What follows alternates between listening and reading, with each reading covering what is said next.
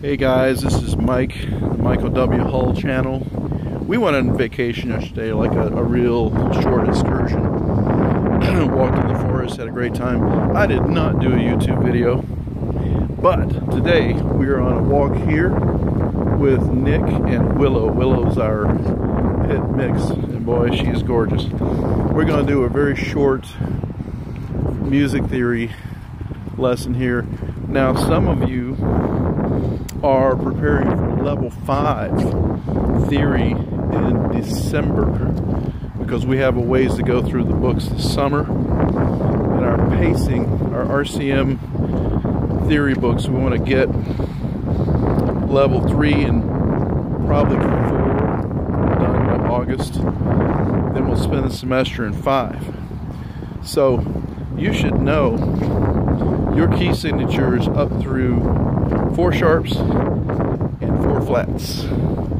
So the interesting thing about these, about your keys, if you learn, just like you do in your RCM scale book, you learn your relative minors along with the major in your key signatures, then you're going to synthesize that information really easily. In my opinion, the best thing to do on a test is, with the scrap paper they give you, is go ahead and write out all of your key signatures ahead of time so you can consult them, because sometimes just the mental process can be, even if you know really well. Now, you go through those books, you do a lot of drills, so you're going to know your key signatures really well, but it's good to have that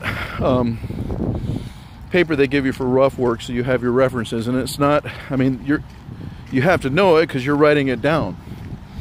There's no reference, it's just your knowledge. So there are a couple things. The circle of fifths, we know that C major has no sharps and flats, and you just go up the scale to get to your next key. So if you go C, D, E, F, G, your next key in the circle of fifths is G major, and that has 1 sharp. So every new key in the circle of fifths has a new sharp. Now, as far as you're concerned, you can probably learn and figure those out, and you'll have to do it for level 6. But level 5, they give you 4 of them. I'm trying to get in shape, I'm out of breath here. So they give you an hour to do the exam at level 5. Level 6 is 2 hours, which is really nice, I think. So circle of fifths, you got C major and A minor that are your common key signature, common key signatures there. Then you go up the circle of fifths, you're going C, D, E, F, G. G major has 1 sharp. Your relative minor from the octave, the upper tonic, go back 3, G, F sharp, E. That gives you your relative minor. So that's already 2 keys in your relative minors in the circle of fifths already. So you go up now, G, A, B, C, D. D major, that's your next key in the circle of fifths. B minor is the relative minor. We went from the upper tonic back 3. That gives us D, back C sharp, because there's a C sharp in the key of D, and B minor. So that's 2 sharps already. Now we can go on, but let's leave it at that and refresh that in your practice time and in your lessons. And we'll do the flats another time. Now, Nick, my son, and I, we're gonna say, hey Nick, can you wait for me, bud? Give me a sec. Nick and Willow are gonna help us. So, if I've got an A natural minor, how do I make an A harmonic minor scale? You raise the 7th scale degree. Raise the 7th. Ascending and descending. Okay, so ascending and descending, up and down, you have no changes. You have the 7th scale degree. Raised, yes. Raised. Now for the melodic minor, let's take A melodic minor. What do we do? Raise the 6th and 7th scale degrees and then on the way up, and lower them on the way down. Okay, so you've got an F sharp and a G sharp. Hey, here's Willow. There's the dog. Maybe we'll get more hits with her. She's pretty. So the scale becomes a natural minor on the way down. And in the guitar books, we don't separate the natural minors like they do in the piano books. I kind of wish they would, but when you take a melodic minor scale and you lower 7th and the 6th scale degrees, obviously you have by definition a melodic natural minor scale. So from that we get all kinds of things happening to the chords and the keys. And you'll realize, you guys, in level 5 you're learning all this, it's becoming easy and natural to you, no pun intended. And then you'll realize when you get to the other keys, even though they're more sharps and flats, it's really not more complicated. And you start to realize when you put your triads and then your dominant 7 chords, things like that together, your chords are built in thirds primarily. I mean, almost exclusively in your study here so far. So when you alter scale tones like we did with the harmonic minor and melodic minor, that changes the intervals in the chords too. For instance, in A minor, the 5 chord in A minor would be E minor, right? Yes. And that would be E in a natural minor. But we all know from listening to Beethoven and other classical composers, usually we make the 5 chord a dominant. And so to do that, it's got to be major.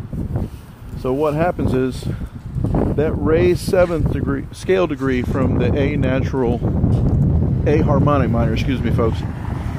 A harmonic minor has a G sharp in it. That's the 7th scale degree. Well, guess what? The chord, the 5 chord in A minor, when you change E minor, E G B, into E G sharp B, that makes it a major chord, or a dominant chord in this case. So, not dominant 7, we'll worry about that later. But the third of the chord is raised. That third just happens to be the raised 7th in A minor. Pretty cool.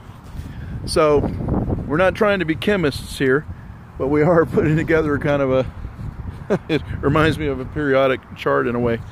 So,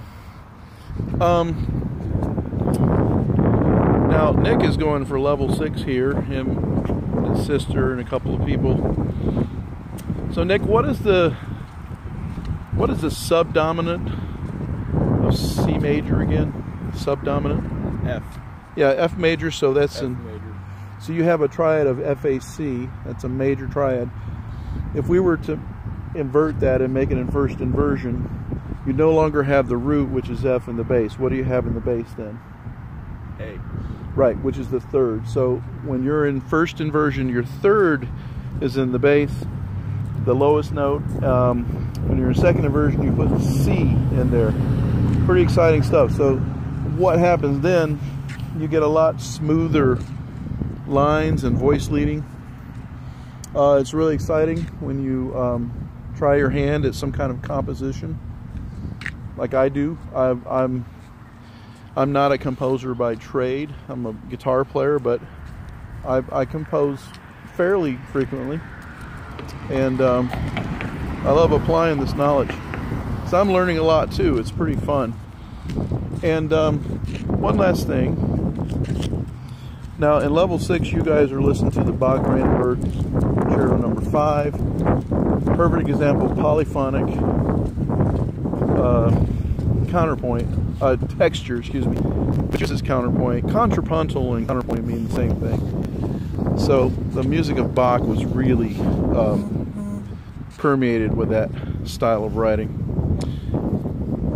And let's see, that's you guys have that in level 6. The level 5 stuff, be sure you're familiar with Queen of the Night aria from Mozart's Magic Flute, the Hallelujah chorus from Handel's Messiah, which is an oratorio, not an opera. Remember, an oratorio is a large work for vocal, choir, soloists, no costumes, no acting, no drama. The oratorio is not an opera. So Handel is one of the really great giants of the Baroque era. He was the other German besides Bach, that was born in 1685. They never met. They got within here to Peoria of each other, about 40 miles. And they knew about each other.